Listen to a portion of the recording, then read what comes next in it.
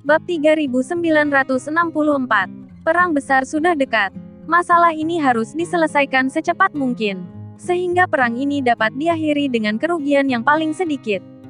Kamu bisa langsung menggunakan Taiksu Senki. 50 Annihilation Beam sudah cukup untuk menghancurkan semuanya. Namun, konsumsinya akan sedikit lebih tinggi. Tapi saat ini metode paling sederhana dan paling kasar. Setelah berpikir sejenak, tidak ada metode yang dapat dengan cepat menyelesaikan pertempuran dengan sedikit kerugian.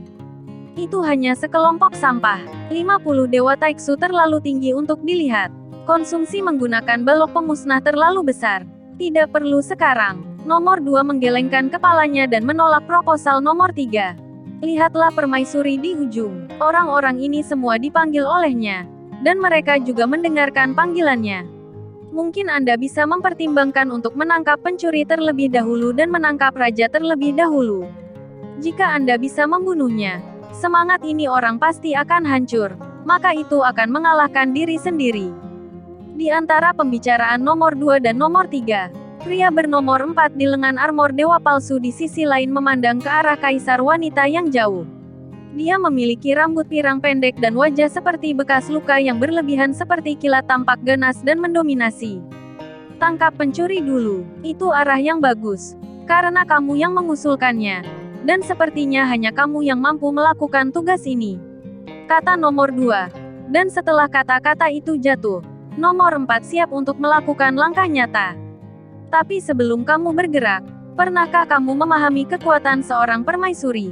Kemudian nomor 2 melanjutkan.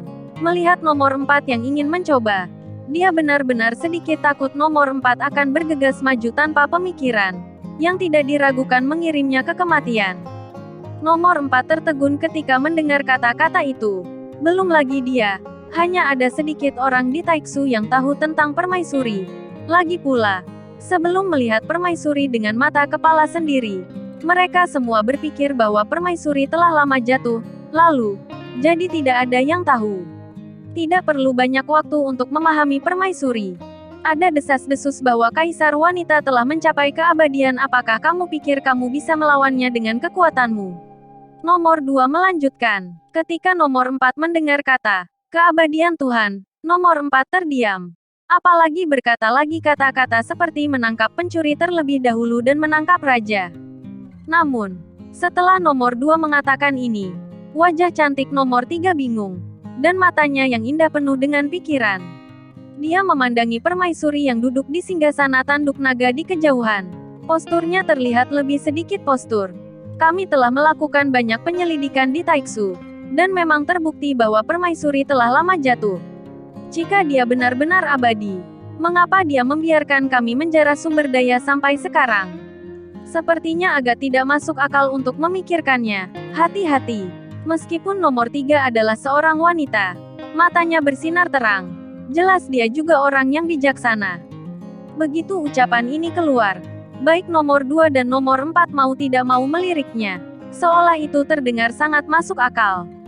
Maksudmu, dia berpura-pura sekarang? Atau, dia benar-benar telah jatuh, dan sekarang dia hanyalah sisa jiwa? Nomor 2 berkata perlahan. Nomor 3 menepuk kepalanya, terus menatap permaisuri, dan berkata dengan serius.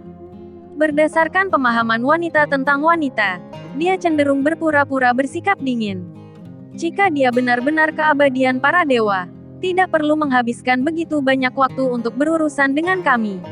Kami benar-benar tidak memiliki kemampuan untuk berurusan dengan keabadian para dewa. Ini jelas tidak sulit baginya untuk melihat. Tapi dia tidak bergerak. Jadi dia masih di pinggir. Seolah-olah dia tidak berencana pikir permaisuri. Saya pikir permaisuri bukan lagi permaisuri yang kuat dalam rumor. Dan kekuatannya saat ini seharusnya hanya tersisa. Petik 2. Nomor 3 menganalisisnya dengan hati-hati. Dan nomor 2, nomor 4 dan yang lainnya mengangguk satu demi satu. Mengatakan bahwa apa yang dikatakan nomor 3 memang sangat masuk akal. Jika permaisuri cukup kuat, dia akan mengambil tindakan untuk menekan. Masuk akal. Jadi sekarang siapa di antara kalian berdua yang akan mencobanya? Ini benar-benar seperti yang kamu katakan. Kamu hanya perlu mengujinya untuk mendapatkan jawabannya. Nomor 2 melihat mereka berdua setelah berbicara.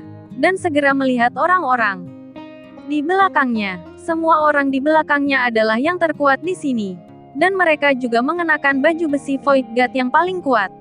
Hanya mereka yang memenuhi syarat untuk menguji. Mari kita bicara tentang kenyataan permaisuri. Namun, jika tes ini benar seperti yang dikatakan nomor 3, risikonya sangat tinggi. Tepatnya risikonya sangat tinggi.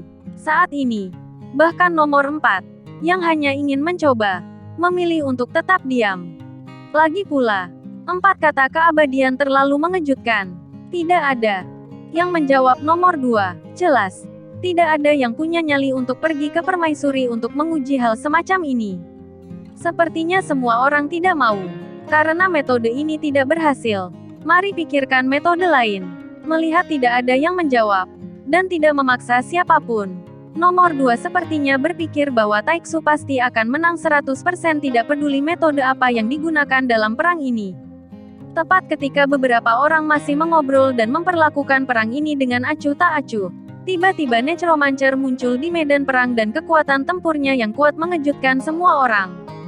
Karena ratusan orang Taiksu telah langsung dihancurkan ke dalam baju besi Void God. Necromancer yang tinggi dan kuat melambaikan pistol perunggu di tangannya.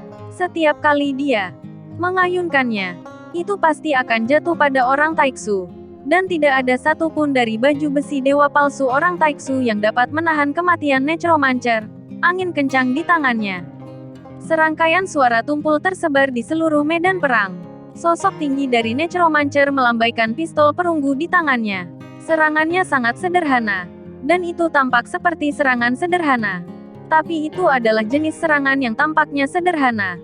Tetapi tidak ada serangan yang meleset. Dan setiap pukulan mengenai orang Taiksu secara acak.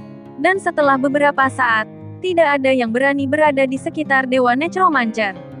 Di sisi lain, di belakang Dewa Necromancer, sudah ada sederet sosok yang mengikuti. Dan sederet sosok ini aneh, bengkok, dan terlihat sangat menakutkan. Ada yang patah di pinggang, ada yang tidak memiliki kepala, dan ada yang tubuhnya patah.